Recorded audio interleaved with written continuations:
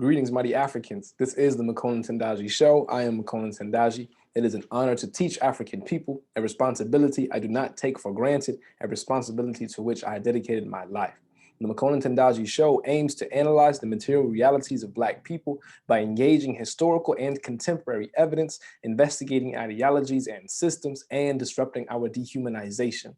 We will study, analyze, examine, and discuss the history, conditions, and actions of our people the only way, the true way, the African way, together. It is our intention to critically teach the rich and radical history of our people, African people, our way, the African way. Today, the 12th of March, 2021, we are going to continue our analysis and discussion on Black male studies. Critical theory and definitions will be fueled by rigorous empirical evidence, both historical and contemporary. So, going back to last week's show, we introduced Black male studies as a discipline, an academic venture, a scholarly venture into the lives, material conditions, and the vulnerabilities of Black men and boys in the US. And now what we're going to do is first provide a definition of Black male studies, along with examining the literature on Black male studies and discussing the data that informs the theory of Black male studies. So before we get into that, we always want to highlight and base our analysis in some fundamentals of critical thinking. And one of the primary fundamentals is cognitive dissonance. This is why people get upset when their beliefs are challenged. A mental conflict occurs when beliefs are contradicted by new information. This conflict activates areas of the brain involved in personal identity and emotional response to threats. The brain's alarms go off when a person feels threatened on a deeply personal and emotional level, causing them to shut down and disregard any rational evidence that contradicts what they previously regarded as truth. And it's critical that when we introduce and discuss this fundamental of critical thinking, we need to understand none of us are impervious to experiencing cognitive dissonance. Just like there aren't certain groups or segments of society that are 100% prone to cognitive dissonance, or I should say, vulnerable to cognitive dissonance. As human beings, our brains function in certain ways, and one of those ways is to maintain cognitive consonance. So, cognitive dissonance is a fallacy or a fundamental of critical thinking that impacts us all. So let's get to Black male studies and let's really define it. Black male studies is an interdisciplinary field dedicated to exploring the various developmental trajectories and the vulnerabilities, racial, sexual, economic, of Black men and boys in the United States and abroad. Building from established post-intersectional frameworks, i.e. social dominance theory and global South masculinities, this series looks to fill the gaps in the existing masculinities literatures that often assign the peculiar sexual violence and particular lethal oppression racially subjugated men have suffered throughout history to our more generic understanding of racism. Books published in this series would strive to create empirically informed theories of Black men and boys that can motivate our understanding of Black males beyond problem and pathology. This definition comes directly from Temple University's website, in which Dr. Tommy Curry, one of the principal pioneers and founders of Black male studies, articulates as the definition, which is why you see statements such as books published in this series, so on and so forth. There are 2 points, though, that we are going to focus our analysis on this evening: trajectories and vulnerabilities in racial, sexual, and economic ways, and the importance of empirically informed theories of Black men and boys that can motivate our understanding of Black males beyond problem and pathology. These are the 2 pillars, if you will, of our analysis on Black male studies, because it's the ideas of a group's trajectories as well as a group's vulnerabilities that is of certain importance. And then along with what we always say, empirical evidence, sociological data, so on and so forth, are used to fuel not only the creation, but the reinforcement of theory and literature, which is why we are highlighting this part: empirically informed theories of Black men and boys that motivate our understandings of Black males beyond problem and pathology. And when we get to the examining the literature portion of tonight's show, we will see what is meant by motivating our understandings beyond problem and pathology. So let's examine the literature. This comes from a piece written by Dr. T. Hassan Johnson, another principal and pioneer of Black male studies. He says that we must interrogate long-held assumptions about Black men, and Black males need to be instrumental in the development of new approaches to gender analysis, especially those that humanize Black males while providing context and nuance to better analyze, explicate, and historicize Black masculinity beyond unimaginative pathologies and academic profit.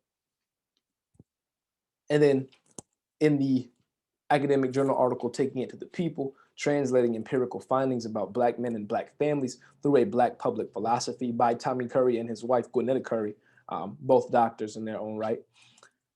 They write, while Black men are amongst the most underrepresented groups in the academy, Black men are not gifted with the voice and recognition of being the most marginalized. As a group, they are denied a standpoint epistemology. Despite always being outnumbered by their female counterparts in education, the targets of affirmative action in hiring and graduate education are racialized female groups. Many gender scholars will argue adamantly that Black males enjoy various privileges despite their physical underrepresentation and being a race-sex minority. Because they are undesirable, their lesser numbers as students and professors are multiplied such that they are imagined to comprise the majority of Blacks in universities and classrooms, despite all evidence to the contrary. So before we get to the analyzing the data, let's go back and let's really examine the literature here. So in Dr. T. Hassan Johnson's piece, some Black men may be jerks, but Black male privilege is not a thing, challenging the myth of Black male privilege. There is this point that Dr. T. Hassan Johnson makes when he says that Black males need to be instrumental at the forefront, right, in the development of new approaches to gender analysis, especially those that humanize Black males. So what's being asserted by Dr. Johnson here is that the current gender analysis that takes place in modern discourse in the academy and so on dehumanize, in fact, Black males. And Black males themselves are excluded from contributing to the gender analysis. They are essentially shut out from contributing or studying and researching and producing gender analysis of their own, right? This is critical in the foundation of Black male studies, because if we were to go back to the definition, Black male studies is a field dedicated to exploring the trajectories and vulnerabilities of Black men. And theories are to be created, empirically informed theories are to be created in order for society to be able to reshape or reconstruct understandings of Black males, again, beyond problem, beyond pathology, beyond caricatures and stereotypes that dehumanize, as he says right here, Black males. And then in Tommy Curry and Gwinnetta Curry's piece here, as a group, they say they are denied a standpoint epistemology. And essentially what this means is, as a group, Black men are denied the wherewithal or the right or the means to speak on their own conditions and essentially give voice to their material realities. This is a denial that takes place primarily in the academy. And they go on when they write here about many gender scholars will argue adamantly that Black males enjoy various privileges. If we can remember back to our last week's show, if the going narrative around Black men is Black men, because they are men, are privileged. We discussed that last week and we're bringing it back up again this week. What the Currys here are articulating is that these gender scholars will argue adamantly and defend that narrative when the data and the evidence point to the contrary. Again, if we are to use a somewhat baseline or universal, I should say universal, fundamental understanding and definition of privilege. And we're going to look at some of that data that backs up this literature, because again, we don't theorize nor produce scholarship without having done the rigorous research and collection of data and evidence to then drive the formation of theory and scholarship. So analyzing the data, we will see here, this is an important chart compiled by Dr. Tia Son Johnson. It indicates degrees and certificates conferred by race and sex between the years 1976 and 2018. So over the course of 42 years, we get a picture, an illustration of the number of higher education degrees that were conferred to groups based on their race and their sex. So if we were to look, let's start at the base, not a basic level, but let's start here at the bachelor's, this red column here, this red row.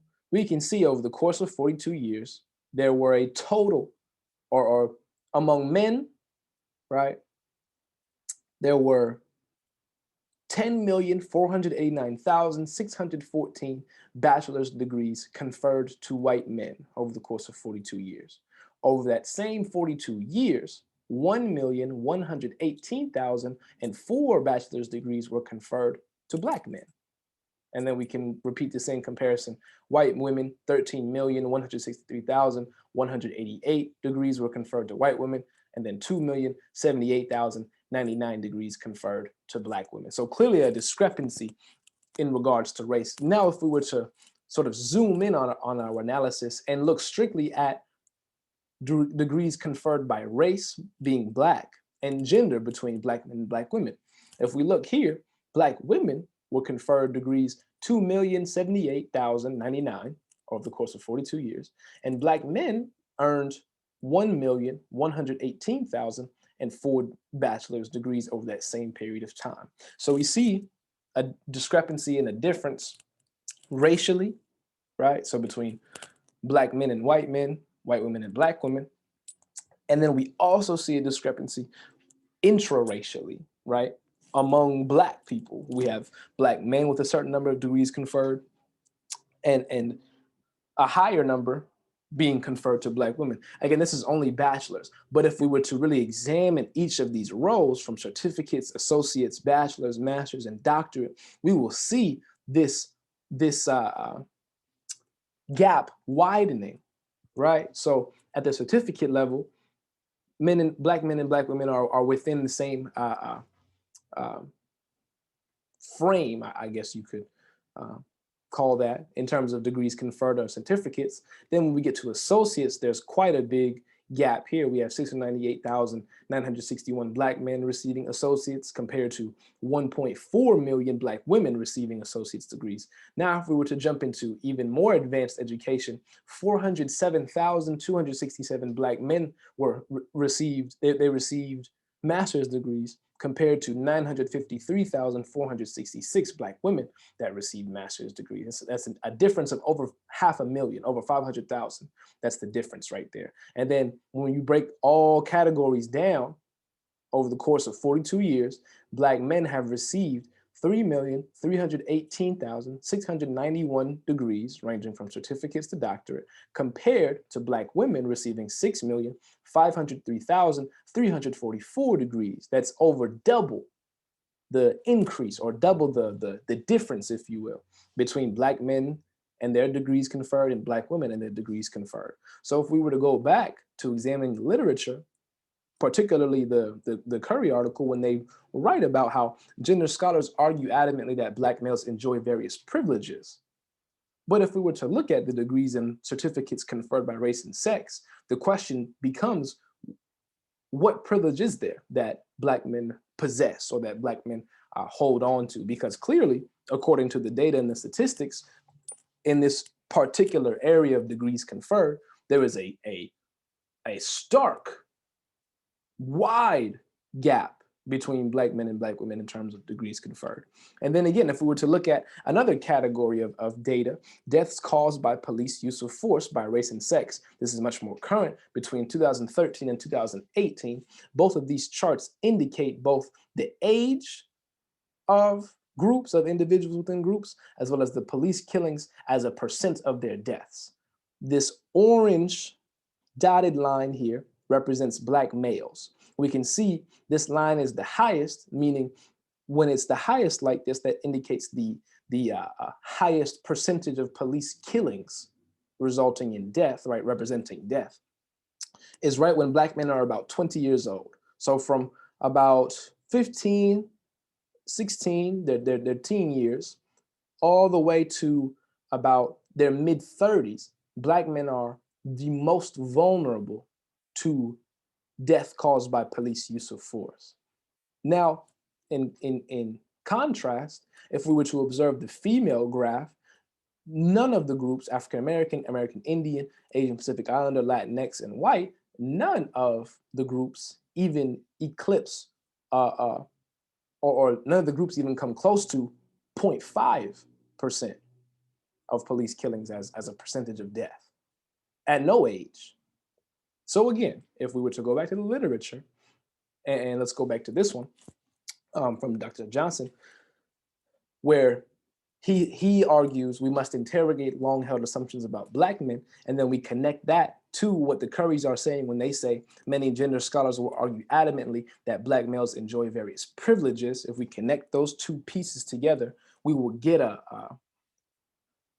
well-illustrated predicament in which Black men find themselves in society. On one hand, as a group, Black men are denied that standpoint epistemology. They are not allowed to speak on their plight or their material realities. And at the same time, their very presence, regardless of the disparity in representation, their presence alone, as the Currys indicate here, is considered a privilege, despite their physical underrepresentation. So, and then we take that literature, connect those dots, and then bring the data into the equation. There are clear advantages and disadvantages to being either Black and male or Black and female.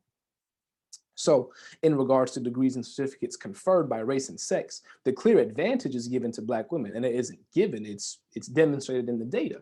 And then when it comes to deaths caused by police use of force, we see a much greater vulnerability for Black males, particularly between the ages of 15 and 35. And there is no other group within this female data set that comes anywhere close to this peak for Black males. So again, when we examine the literature and analyze the data concerning Black men, we will see a misalignment. The data don't match the theories. The data does not match the scholarship. And that's what the Currys here point out, and that's what Dr. Johnson here points out. We need new approaches to gender analysis. We need to not only identify the denial of a standpoint epistemology for Black men, we need to begin to build one, to build a space in which Black men can embrace and utilize a standpoint epistemology. We need to start to deconstruct and reconstruct, right, the theories and the notions and about Black males and Black male life that many gender scholars argue incorrectly are positions of privilege or standpoints as being, advantageous. These two data sets alone paint a very clear picture that in education, Black males are disadvantaged, and Black males are extremely, disproportionately unsafe and vulnerable, not just to brutality and violence, but death caused by police use of force. So when we reflect, it's important that we use the same scholarship and literature that we examine to inform our Black male studies analysis, that we use that same literature to reflect upon why we are even doing what we are doing and what it should be used for. So this comes from another article by Tommy Curry. He says, why should Black men be remorseful for describing or inciting the world as it presents itself to them? Their lives are endangered by violence from birth. It is no secret that Black men have been at the bottom of the social structure of American society since its inception. And then Brother Taharka Anderson also asked this question: the disregard of the humanity of Black males ultimately begs the question, do we understand him as a being whose behavior merits intervention, or do we understand him as another species that brings his own demise and condition upon himself? These are critical questions that we need to reflect on as we conduct our analysis and as we examine our scholarship. So with that being said, this has been the Makonnen Tendaji Show. It is always an honor and a privilege and a serious responsibility to teach African people. I am Makonnen Tendaji, where we engage historical and contemporary evidence, investigating ideologies and systems, and disrupting the dehumanization of all African people, the African way. Together, all of this happens on the Makonnen Tendaji Show. This is a contribution to our global liberation struggle. May the ancestors be assured. May the Most High be pleased. Africa will be free.